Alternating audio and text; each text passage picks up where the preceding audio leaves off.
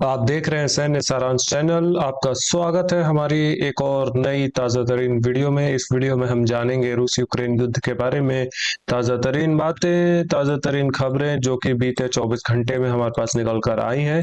इस वीडियो में आज हम बहुत सारी खास बातों की चर्चा करेंगे। वीडियो पसंद आएगा तो जरूर इसको आखिरी तक देखिएगा, आपको पसंद आएगा ऐसा मेरा विश्वास है, ऐसा मेरी राय है, ऐसा मेरा मत है। चलिए देखते हैं।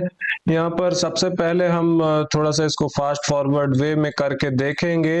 एक छोटी सी वीडियो जिसमें कि हमें बहुत सारे अलग अलग एपिसोड्स देखने को मिलते हैं। इसमें अलग अलग air radars, air defence radars, हाँ, ये मार गिराए जाते हैं और इन सारे जो दृश्य हैं इनको अलग अलग लोकेशन पर देखा गया था और ये जो अलग अलग जगह है इन सारे रेडार्स पर हमले हुए थे और इनको तबाह किया गया था, इन सभी को जोड़कर एक सिंगल वीडियो पब्लिश किया गया है जिसको कि मैं आपको दिखा रहा हूं अपने स्क्रीन के ऊपर और आप भी देख पा रहे होंगे। इन सारी जो सीन्स है, ये सारे सीन्स, इन सब में ज्यादातर में हमें बर्फ देखने को मिलती है जिससे कि हमें पता चलता है कि ये हाल ही के दृश्य हैं, ये ज्यादा पुराने नहीं है। मैं एक दो दिन के अंदर की ही बात कर रहा हूँ। मोस्ट प्रोबेबली ये बीते 24 घंटे में ही ये सारे हमले देखने को मिले थे या कि एट मैक्स बीते 2 दिन के अंदर।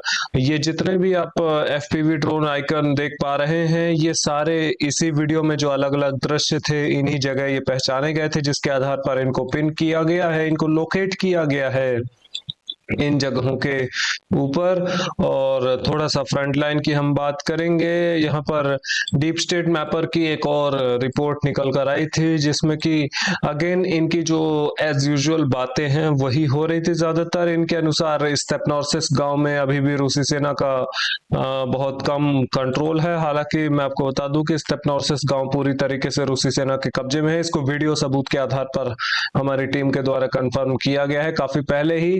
और इनके जो मैप है, ये जो डीप स्टेट मैपर का मैप है, इनके मैप से काफी अलग मैप देखने को मिलता है। मे भी हो सकता है इनके पास कुछ अलग ही सूत्र होंगे, मैं इस पर ज्यादा कुछ नहीं कह सकता, लेकिन इनका कहना है कि रूसी सेना ज़ैपोरिज़िया शहर की ओर एक ऑफेंसिव करने की कोशिश कर रही है और एक असफल अभियान में लगातार अपने सैनिकों को झोंकती जा रही है। हालांकि अब इस बात पर कितना भरोसा करना है कितना नहीं, ये मैं आपके फैसले के ऊपर छोड़ सकता हूँ, छोड़ ही देता हूँ। एक बार के लिए हम अपने मैप के अनुसार देखें, ज़ैपोरिज़िया शहर से लगभग रूसी सेना की कितनी दूरी है, तो 16-17 किलोमीटर, हाँ, लगभग 16-17 किलोमीटर या 17 किलोमीटर मैं मान लेता हूँ, इतनी दूरी अभी के लिए देखने को मिल जाती है। मैं यहाँ पर थोड़ा सा इस वीडियो को, ये गलती से मैंने खोल लिया और थोड़ा सा मैं रिपोर्ट देखूंगा, उसके बाद फिर हम आगे बढ़ेंगे। नीपर ग्रुप ऑफ फोर्सेस की रिपोर्ट हमें मिल चुकी है। इस रिपोर्ट में जिक्र है एक मैकेनाइज्ड ब्रिगेड, एक माउंटेन असॉल्ट ब्रिगेड, इन सबको नुकसान पहुंचाया गया था और 40 यूक्रेनियन सैनिक, 4 motor vehicle, 2 electronic warfare station को तबाह किया गया था। ओडेशा शहर, हाँ, ये जो ओडेसा शहर है, यहाँ पर कुछ ड्रोन हमले देखने को मिले थे। एज यूजुअल ज्यादा कुछ खास है नहीं वैसे, यहाँ पर ये चीजें देखने को मिलती हैं।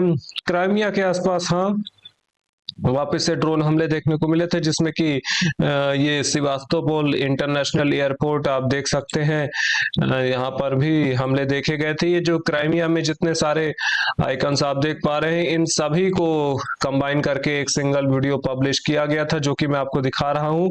यहाँ पर कुछ एयरक्राफ्ट्स पर भी ड्रोन हमले हमें देखने को मिलते हैं जिसमें कि हमें स्पष्ट रूप से पता चलता है कि कुछ एयरक्राफ्ट्स या फाइटर जेट्स डैमेज हुए हैं यहाँ पर रूसी सेना के। ये सेवास्तोपोल इंटरनेशनल एयरपोर्ट है जो कि एक एयरबेस की तरह, यानी सैन्य हवाई अड्डे की तरह उपयोग में लाया जाता है। Mi-26 अटैक हेलीकॉप्टर्स पर भी हमले देखने को मिले। Mi-28 attack helicopters, Mi-8 transport helicopter पर भी ड्रोन हमले देखने को मिले। इस वीडियो में बहुत सारे प्लेन्स पहचाने गए, MiG-31 भी पहचाना गया और कुछ एक दो और फाइटर जेट्स भी पहचाने गए, कुछ कुछ ट्रांसपोर्ट एयरक्राफ्ट सेना के पहचाने गए। Mi-26, Mi-28, Mi-8, ये जो अलग अलग सैन्य हेलीकॉप्टर्स हैं, मिलिट्री हेलीकॉप्टर्स, इन पर भी हमले पहचाने गए। एग्जैक्टली संख्या कितनी थी नुकसानों की रूसी सेना के लिए, इस पर अभी कोई रिपोर्ट निकल कर नहीं आ पाई है। देखते हैं कुछ आता है इस बारे में और स्पष्टीकरण या फिर नहीं। एयर डिफेंस फोर्सेस की रिपोर्ट तब तक हम पहले देखते हैं, उसके बाद फ्रंटलाइन की ओर बढ़ेंगे। एक रिपोर्ट में 41 ड्रोन्स मार गिराए गए थे, ऐसा लिखा है। और एक और रिपोर्ट अगर मैं देखूं तो इसमें लिखा है 75, हाँ 75 यूक्रेनियन ड्रोन मार गिराए गए थे। 41 और 75 आप जोड़ लीजिएगा, ये 106 शायद, हाँ 106 पर संख्या आ जाती है। और बेलगोरोड से एक और रिपोर्ट जिसमें कि 18 लिखा है, 106 से 116, 126 और 134 पर ये संख्या निकल कर आ जाती है। इतने ड्रोन मार गिराए गए थे, 134 ड्रोन मार गिराए गए थे रशियन एयर डिफेंस सिस्टम के द्वारा। लेकिन जो यूक्रेनियन ड्रोन की एक्चुअल संख्या थी वो थोड़ी सी ज्यादा होगी, क्योंकि कोई भी एयर डिफेंस सिस्टम 100% एक्यूरेट काम नहीं करता है। इसके हमने वीडियो सबूत क्राइमिया से देखे, जहां पर काफी सारे रशियन एयरक्राफ्ट्स यानी प्लेन्स पर ड्रोन हमले हमें देखने को मिले।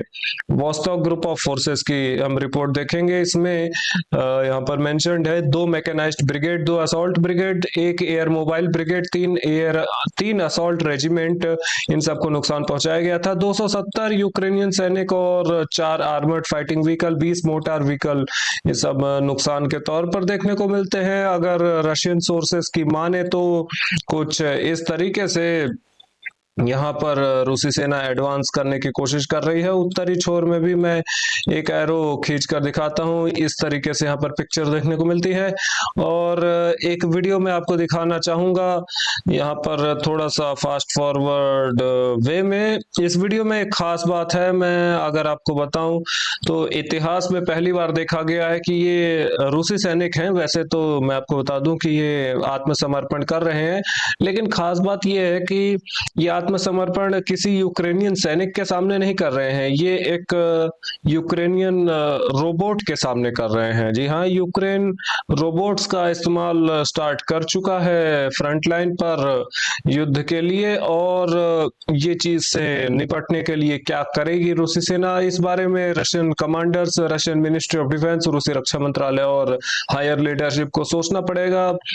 मॉडर्न हिस्ट्री यानी जितना इतिहास हमें देखने को मिलता है अपने डॉक्यूमेंट्स में, अपनी किताबों में या अपनी सूझबूझ समझ में, उस इतिहास में पहली बार देखने को मिला है कि रोबोट युद्ध लड़ रहे हैं और उनके सामने जो एक्चुअल सोल्जर्स हैं, सैनिक हैं, वो आत्मसमर्पण कर रहे हैं। ये इतिहास में पहली बार हुआ है और ये रूस के लिए कोई अच्छी बात नहीं है। इससे निपटने के लिए रूस को काफी कुछ सोचना पड़ेगा निश्चित तौर पर।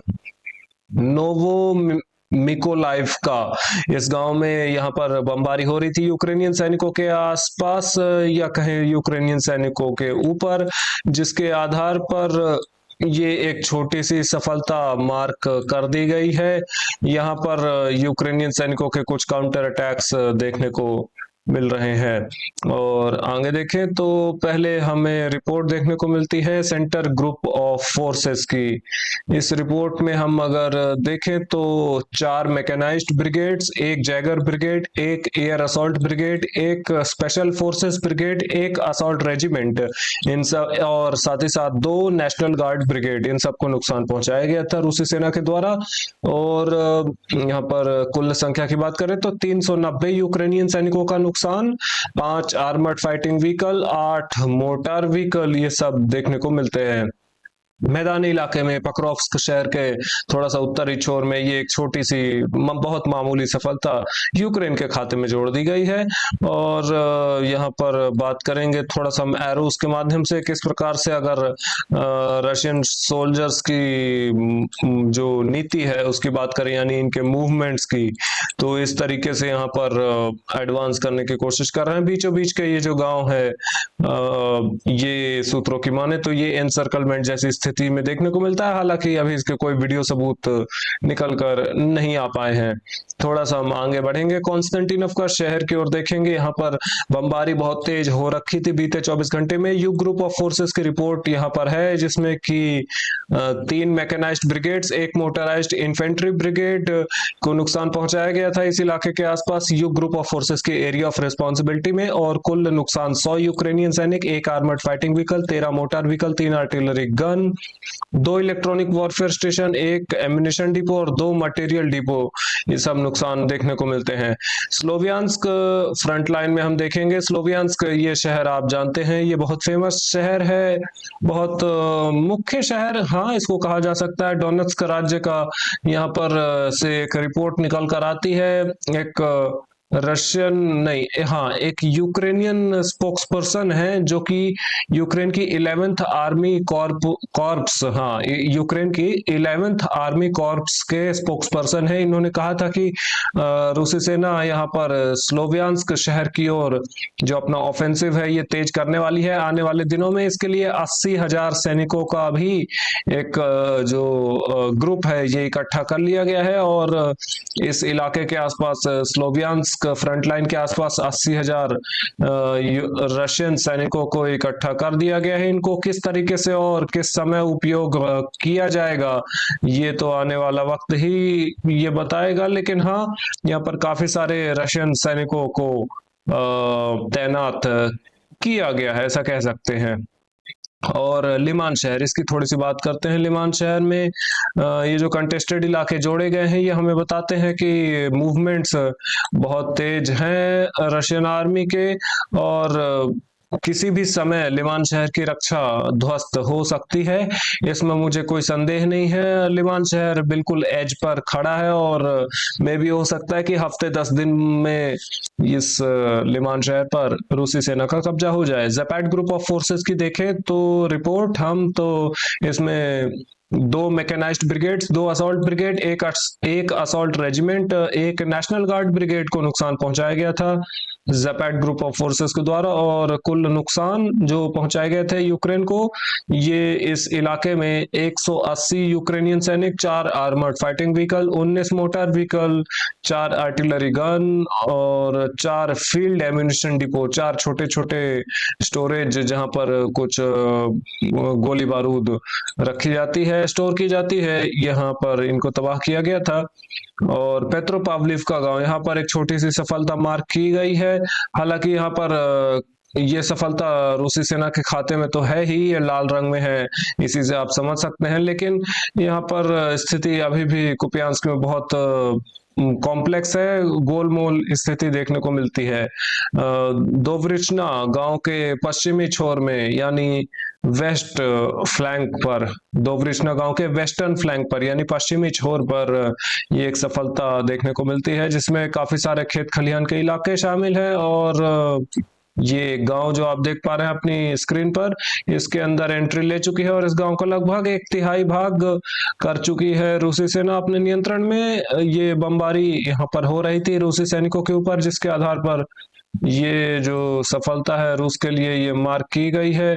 और बाकी इसके अलावा कुछ ज्यादा खास तो देखने को नहीं मिलता है। नॉर्थ ग्रुप ऑफ फोर्सेस की रिपोर्ट मैं देख रहा हूँ, कहीं से तो मुझे मिल जानी चाहिए।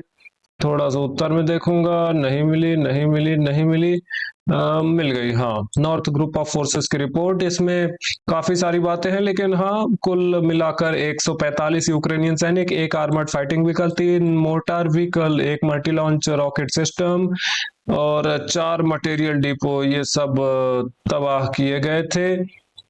इसके बाद हम कुछ देखें राजधानी मॉस्को से, तो सीरिया के सो कॉल्ड राष्ट्रपति अहमद अल शरा इनका नाम है, जो कि पहले आईएसआईएस में काम किया करते थे। आईएसआईएस के तरीके से बहुत हाई रैंकिंग सैन्य कमांडर थे। ये आज की डेट में सीरिया के राष्ट्रपति हैं, आपको पता होगा। और इनकी यात्रा हुई है, राजधानी मॉस्को ये आए थे, इनकी पुतिन से मुलाकात हुई थी, काफी सारी बातें हुई थी। आप चाहें तो इसका स्क्रीनशॉट ले सकते हैं। मेरे ख्याल से ये कुछ ज्यादा इंटरेस्टिंग था नहीं, इस कारण से मैं इसको अब क्या ही बताऊं। इसमें ज्यादा कुछ खास बातें हैं नहीं। और इसके अतिरिक्त हम बात करें तो यूएई, हाँ, यूनाइटेड अरब एमिरेट्स के भी लीडर यहाँ पर जल्दी ही आएंगे। पुतिन से मुलाकात भी इनकी होगी। और राजधानी की में बात करें तो रिपोर्ट एयर डिफेंस फोर्सेस की, इसमें 146 ड्रोन की संख्या दी गई है, रूस के द्वारा इतने इस्तेमाल किए गए थे यूक्रेन पर हमले के लिए। और एक इस्कंदर एम बैलिस्टिक मिसाइल का भी इसमें जिक्र है। और इसके अतिरिक्त तो कुछ बातें जिनमें से कि एक दो इम्पोर्टेंट है। पहली इम्पोर्टेंट बात कि हाँ, जो कुल संख्या है इस युद्ध से जो मारे जाने वाले और घायल लोगों की, या फिर जो खो चुके हैं जिनका कोई अता पता नहीं है, जो घायल हो चुके हैं बहुत बुरी तरीके से, या फिर जो मारे जा चुके हैं, इन सब संख्याओं को जोड़ दें, हाँ, इन सभी संख्याओं को जोड़ने पर हमें लगभग 2 मिलियन यानी 20 लाख लोगों से ऊपर की संख्या मिलती है। 20 लाख लोगों से ज्यादा लोगों को नुकसान हुआ है इस युद्ध में, बहुत सारा। और बीते 6 महीने में 5 लाख से ज्यादा यंग लोग, 22 साल की उम्र के अंडर यानी 22 साल से छोटे लोग, 5 लाख से ज्यादा इन्होंने यूक्रेन छोड़ दिया है मौका मिलने पर। और ये संख्या 5 लाख से ज्यादा की, ये जो संख्या, ये वैसे उतनी इंपॉर्टेंट समझ में हो सकता है आपको ना आए, लेकिन मैं भारत के पर्सपेक्टिव से आपको बताऊं, आबादी के हिसाब से, क्योंकि यूक्रेन की आबादी के हिसाब से 5 लाख एक बहुत अच्छी खासी संख्या हो जाती है। यूक्रेन की आबादी के हिसाब से 5 लाख जितनी संख्या है, अगर भारत की आबादी में बात करें तो ये लगभग 2 करोड़ हो जाती है। सोचिए कि अगर 6 महीने के अंदर भारत में 2 करोड़ से ज्यादा लोग, लगभग 2 करोड़ लोग जो कि 22 साल से छोटे हैं, ये भारत देश छोड़ दे, तो भारत देश को कितना बड़ा नुकसान होगा। ये एक बहुत भारी नुकसान है और ये यूक्रेन को इस बारे में कुछ सोचना होगा, नहीं तो एक बहुत बड़ी समस्या पैदा हो सकती है यूक्रेन के लिए। हालांकि हो भी चुकी है, होगी क्या, एक्चुअली में यूक्रेन में एग्जिस्ट कर रही है समस्या। एक बात जिसकी मैं चर्चा करना भूल गया था, मैं आपको एक दिन पीछे लेकर चलता हूँ। यहाँ पर इजराइल और गाजा से खबर निकल कर आई थी। गाजा में जो आखिरी इजरायली व्यक्ति थे जिनको कि खोजा जा रहा था, जो कि 7 अक्टूबर, मेरे ख्याल से, हाँ, 7 अक्टूबर 2023 शायद, हाँ, ऐसा ही कुछ, या जो भी मुझे ध्यान आ रहा है, जो आखिरी इजरायली हॉस्टेज थे, यानी जो जो बंदी थे, जो कि सबको पता था कि वो मारे जा चुके हैं, उनको खोजा जा चुका है। और ये कोई अच्छी बात है नहीं गाजा के लिए। इजराइल के लिए हो सकता है कि ये अच्छी बात हो, लेकिन ये गाजा के लिए बिल्कुल भी अच्छी बात नहीं है। इजराइल के चीफ ऑफ डिफेंस स्टाफ, हाँ, मैं अगर सही पढ़ रहा हूँ तो चीफ ऑफ जनरल स्टाफ, हाँ, आईडीएफ चीफ ऑफ स्टाफ, यहाँ पर एक प्रकार से इजरायली सेना के मुखिया आए थे इनको आखिरी सलामी देने। और इसके बाद फिर अब इजराइल के पास एक खुला हाथ है। इजराइल गाजा में जो करना चाहे ये कर सकता है। और इसके बाद क्या होगा ये तो हमें पता ही है। नेतन्याहू ने कह भी दिया था कि यहाँ पर जो अगला स्टेप होगा, ये शांति नहीं होगी, ये डीमिलिटराइजेशन होगा। The next stage in the Gaza strip is not reconstruction but डिसआर्मामेंट। Gaza का रिकंस्ट्रक्शन नहीं किया जाएगा अगले स्टेप में, बल्कि डिसआर्मामेंट किया जाएगा। कहने का मतलब, अगर हमास संगठन के पास थोड़े बहुत हथियार हैं भी, तो उनको किसी ना किसी तरीके से इजराइल अपने तरीके से खत्म करेगा। कहने का मतलब गाजा में खून खराबा बहुत जल्दी फिर से चालू होने वाला है। इस वीडियो के लिए इतना ही। लाइक करें, सब्सक्राइब करें, शेयर करना मत भूलिएगा। ऐसी इंफॉर्मेटिव वीडियोस रोजाना देखने के लिए have a good day, bye bye.